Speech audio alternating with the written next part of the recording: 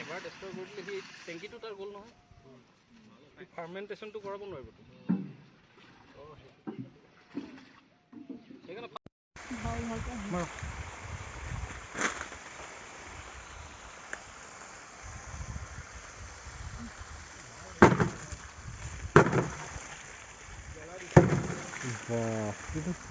ইমান বনাই দিয়ে সিটো ভাঙি প্ৰথমে সিটো ভাঙি ল'ব লাগিব ফটো মাৰিলো এটা ভিডিঅ' মাৰক এজনে ফটো মাৰিলে এজনে ভিডিঅ' মাৰি থৈছে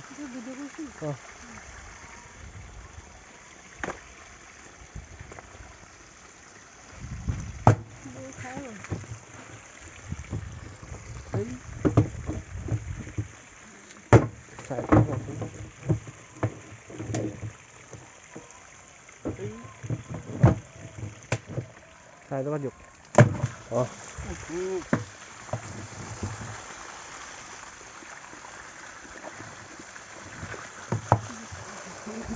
হ'ব ওলাই হ'ব হৈ যাওক চাই গুচি আহক এনেকৈ দিয়ক ফটোটো মাৰছো ফটো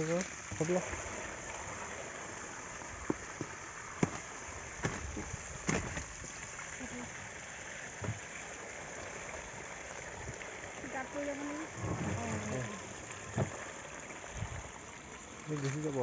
তলত মাক এটা চেটি কৰি পৰিব বাদ দিয়ক সেইটো আহিব লাষ্টত উলিয়াই দিম মেৰাপানী থানাৰ OC ছাৰৰ তত্বাৱধানত আমি ষ্টাফৰ লগত গৈ মেৰাপানী অঞ্চলৰ বিভিন্ন অঞ্চলত আমি অবৈধ চুলাই ভাটি আমি ধ্বংস কৰিবলৈ গৈছিলোঁ আৰু সেইমতে আমি ধ্বংস কৰিবলৈ সক্ষম হ'লোঁ তাতে আপোনাৰ 3খনমান গাঁও আছিলে 3খনমান গাঁৱত আমি গাঁও আছিলে বহুত কেইঘৰমান মানুহ আছিলে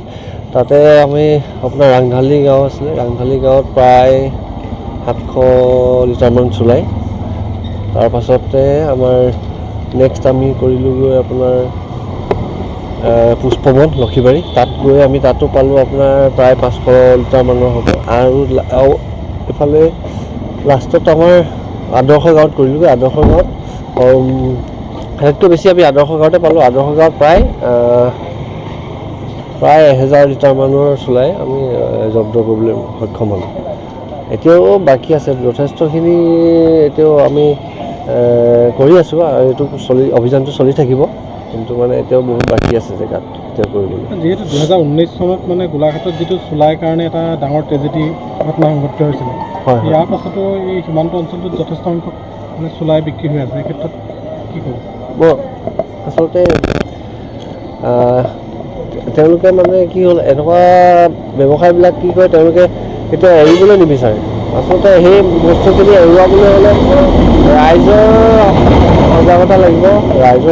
লাগিব আৰু নিজৰ পৰিয়ালবৰ্গৰো কথা আছে তেওঁলোকে সকলোৱে মিলি আমাক জনালে আমি এই ক্ষেত্ৰত আমি সহায় কৰিবলৈ সদায় প্ৰস্তুত আছোঁ কৰিবলৈ কালি অভিযানটোত কিমান প্ৰায়